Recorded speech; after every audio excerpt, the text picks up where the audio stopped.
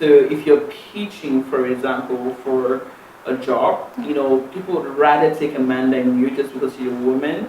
It's patriarchy, it's society, it's a man's word in a way, so obviously being a woman technician in itself, it's difficult. You need to prove yourself more than a man.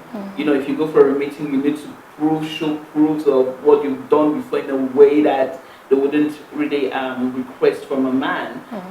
And interestingly, most of your friends in your line of business become your customers. So how do you manage your friends as customers and still remain professional? Like I always say, when you're old and you're not working anymore, what are the memories that you're going to be thinking about? What are you going to be talking about? Are you going to be talking the travel that you did? Are you going to be talking all about work? Are you going to you understand? So that's its priority. Like I'm working, but look, I'm concentrating time for these memories. When I'm old, I'm going to feed on those memories. Very important. At Studio XL, you work with Big Zach, who doubles as your partner and as your husband. You guys make it look so easy, but I know it's not that easy. So what is the work that goes on behind the curtains that make you glow in front of us? Probably smiling and being nice to people and being kind. That virtues that really we need to reteach people, because people have forgotten all those values of kindness.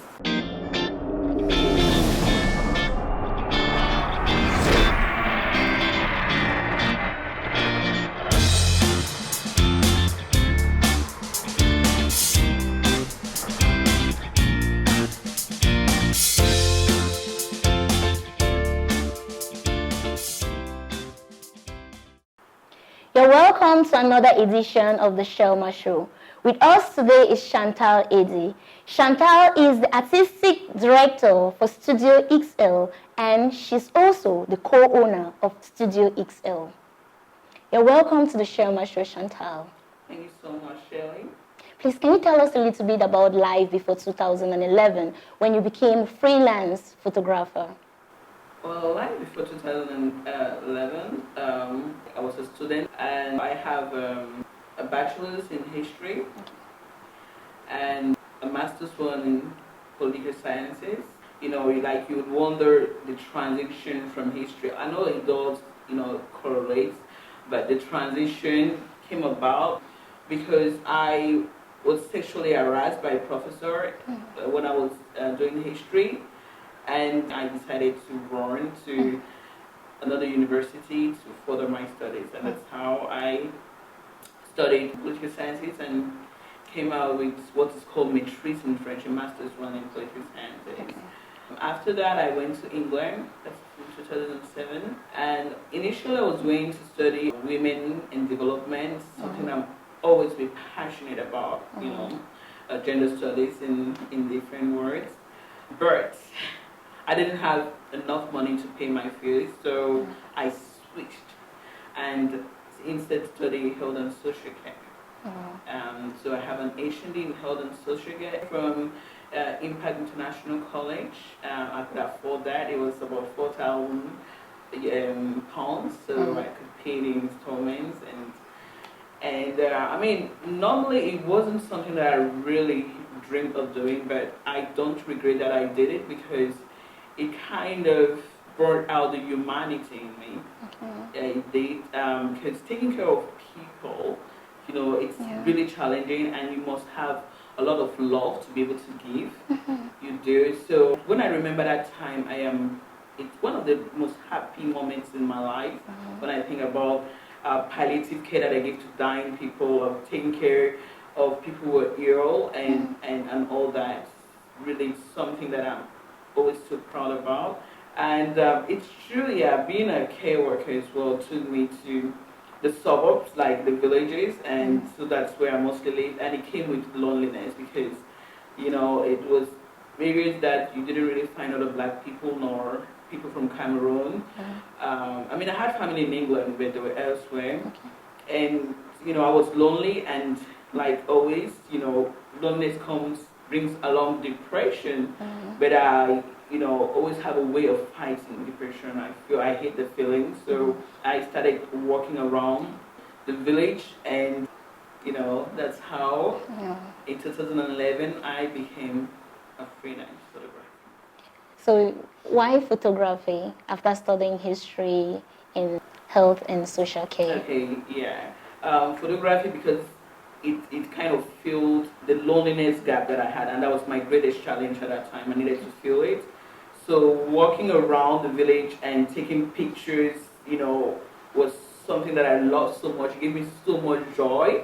And then at that time, Instagram was more of a close community. So it was easy to form groups with people and they threw out little challenges like they would say about best sunset pictures and things like that. So I was so happy to be part of this community and be able to go out there. So it became a challenge. I started with my iPhone and then got my first camera, which I paid in installments. And I mean, it became a thing to live for, and I like, look, this, I love doing this and I should take it seriously because it gave me so much joy. It became a passion. So I started cultivating it more by joining a workshop in England, in Southampton, a workshop where they taught us about photography and web design and all that. So it was an adult school. It was an adult school where I learned more about photography, about studio photography, black and white. I think even one competition we did, and my picture was the best, black and white picture that I watched in the red room. It was, it just became something that, I was going to school at the same time and I was doing this, and it became something that really brought me joy. Now, after having found your passion, do you sometimes regret why you even did history, political science, or the health and social care? No, I don't, because I think all those things make me who I am today. I'm an activist, I'm a political activist, I'm a social activist, and I think because I did study all those things, that's why I do understand certain things. I understand, for example, that it's important that you know about the politics of your country and that you're engaged as a human being, because those policies do affect you. So all that, I studied the history, not only of my country but of the world. So it makes me able to kind of compare the past and the future.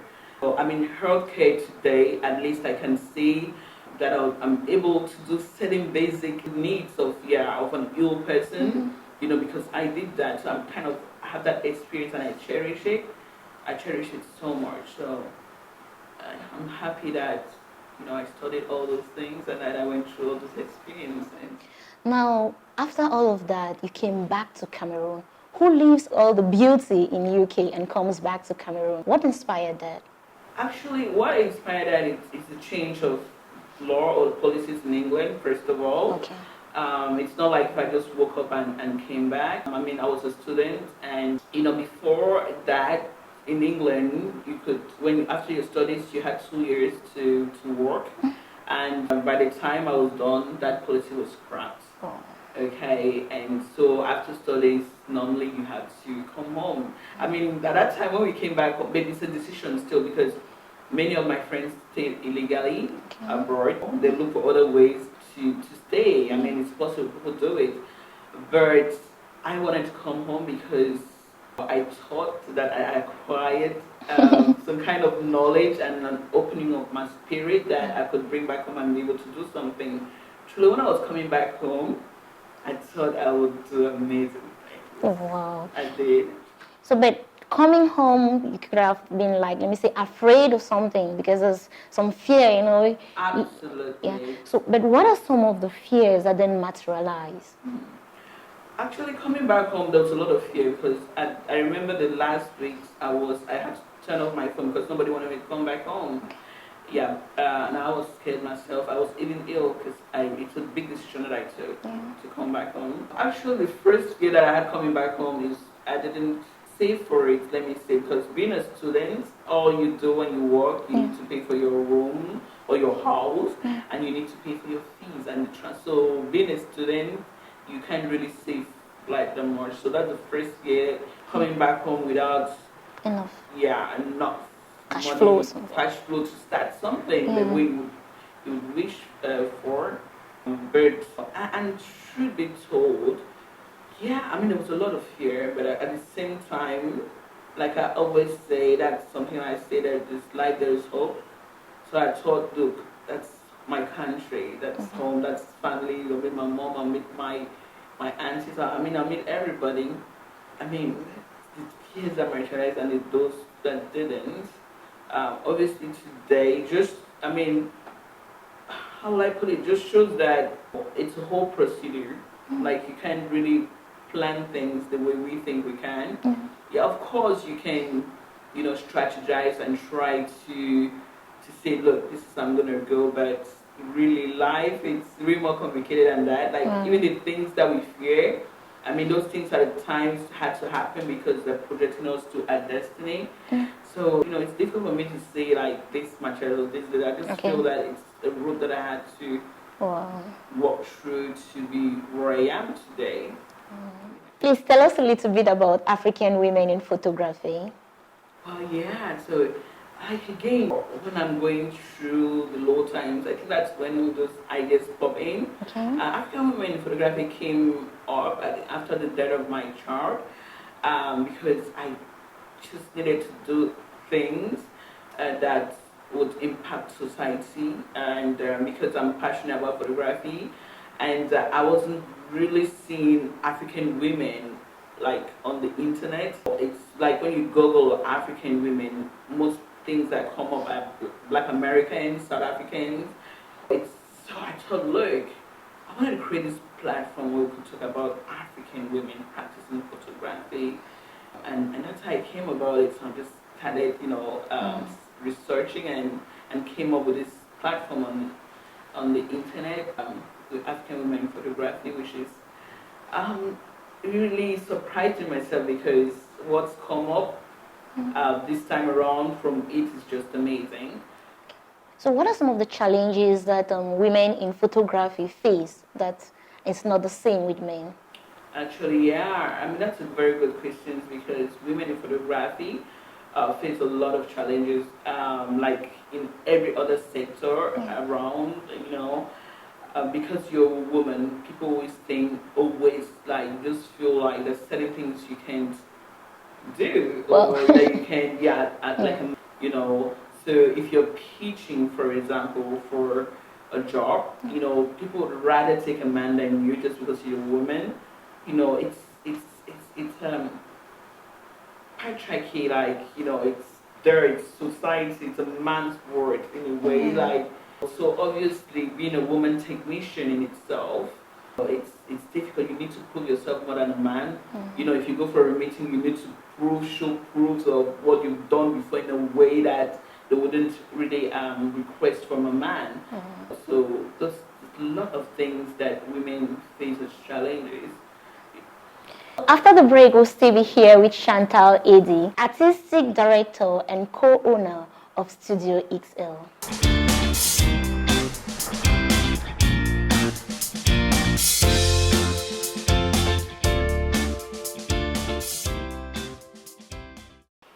If you're just joining us today on the Shirlma Show, we're here with Chantal Edie. She's the artistic director and she's the co-owner of Studio XL. So Chantal, you've worked as the marketing director for Jerry Maritime, right? And presently, you now work as the artistic director for Studio XL. So what's the difference? I'll tell you why I'm asking this question. It's like when I'm working for somebody, I always have this feeling that when I'll begin my own company, there are certain things, I have a list of things that I expect to be different. So what are some of your expectations that you're still struggling with now? I mean, I had, working in Maritime, which is what I was doing with Jerry Maritime, it was, like always, a man's world still, but I could fit in because naturally I'm aggressive. I know, and it's a word that you need to be aggressive. And it's also a word that was so corrupt.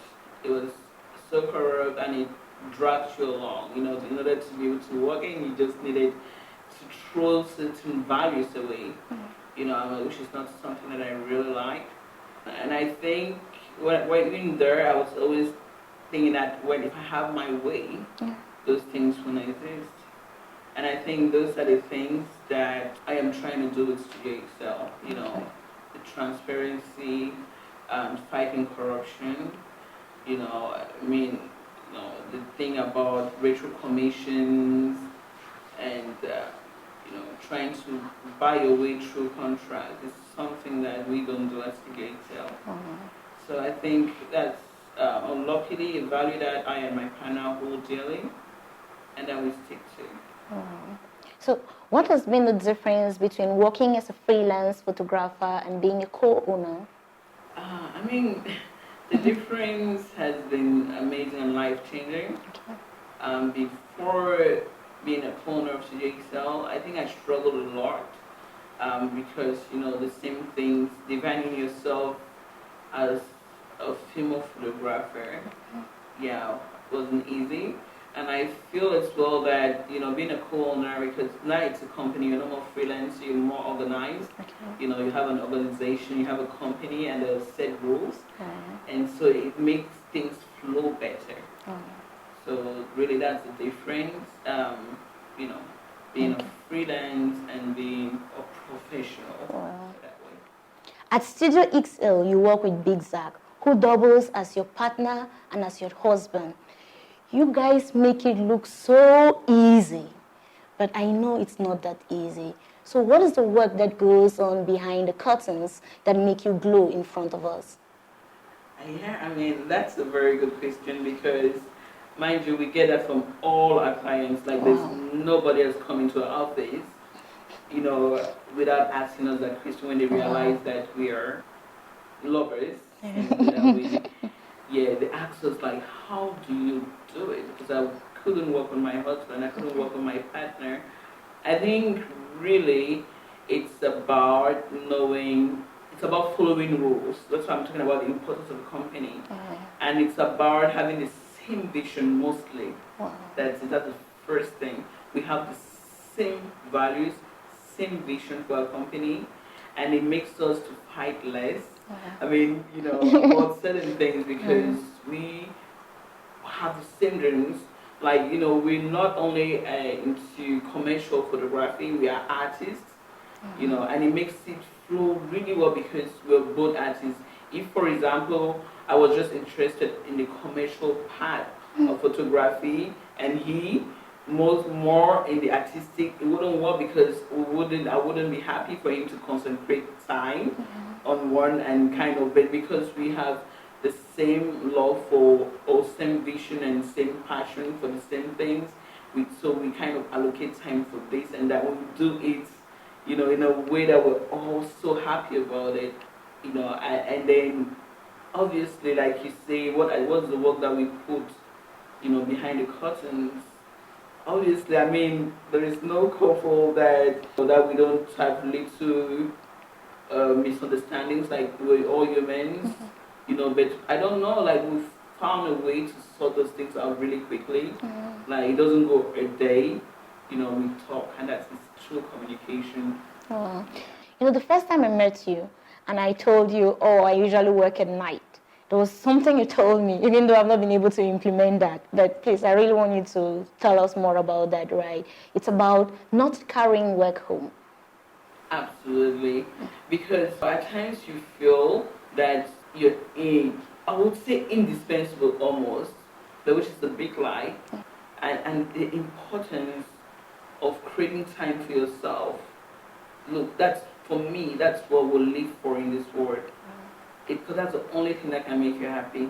Yeah, it's true that, you know, career-wise, as humans, we want to achieve, we want to see progress. But if you neglect that part that nothing can buy, that part that comes from the little things that you would naturally or unknowingly neglect while pursuing your career, it's at the end, you know, like I always say, when you're old and you're not working anymore, what are the memories that you're going to be thinking about?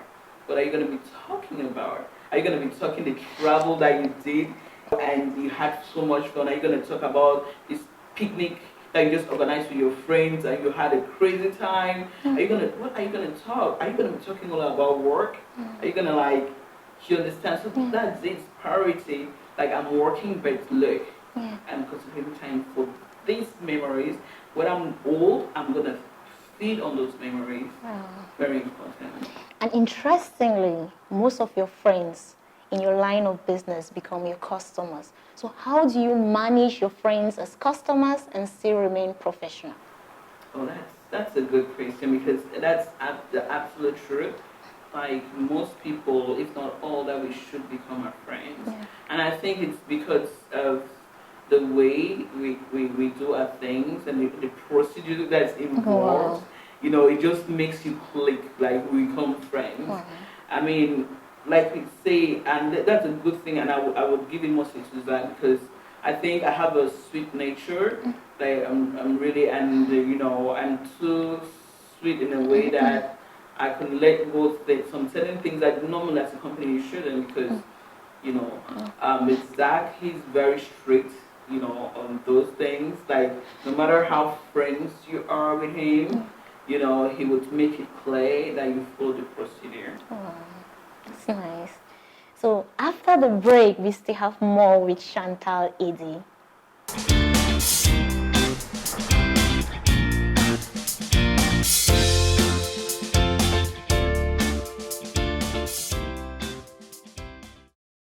If you're just joining us today on the Shirlma Show, we're here with Chantal Edie, Artistic Director and co-owner of Studio XL.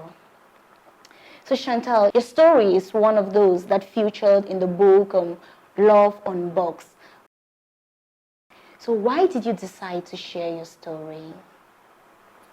I decided to share this story because I needed to do it like a form of therapy, because of my struggle to find love. And I felt, you know, when I saw this call for people to submit their stories and all that, I felt it's an opportunity, because like many people and I have struggled to find love. So I've gone through some relationships, I've gone through loneliness, I've gone through, and my path to find love, like I always say, in the place that I thought that I could, in some different place that I didn't envision that I would find love. And I felt a need to narrate it in order to inspire other women who are going through the struggle of finding love.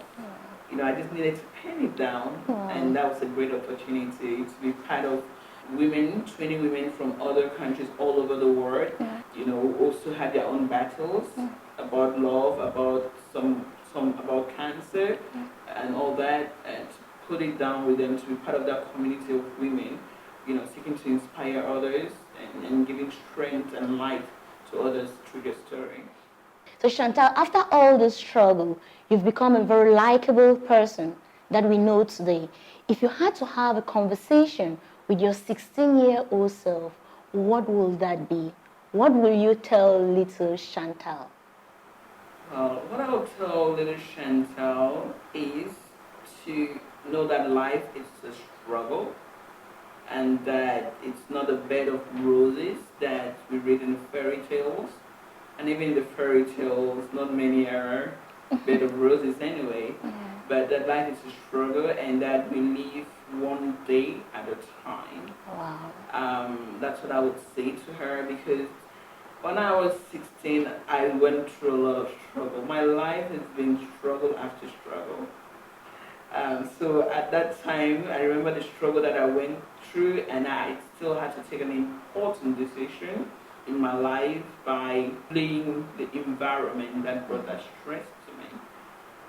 So I would just say still, like, Chantal, look for ways to get out of whatever situations that make you unhappy. Don't stay in those situations. So I had this discussion a few days back with one of my kid sisters. So she kind of has this likable personality. I can really liken her personality to yours, right? But she felt like now that she's about beginning a business, many people have always been taking advantage of her. And she feels like getting into business, she needs to change. But when I look at you, you've maintained this personality up to this time. So what can you tell her?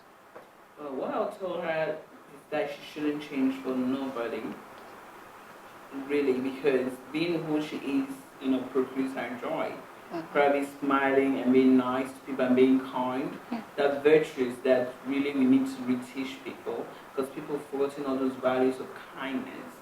Okay, so that I don't change for anything. But what she should do, having a company is to set procedures, and when she'll do that, everybody will follow those, whatever that she's doing, business with staff, rules and regulations to follow. It helps you not to be mean or to change your personality, because the rules are there.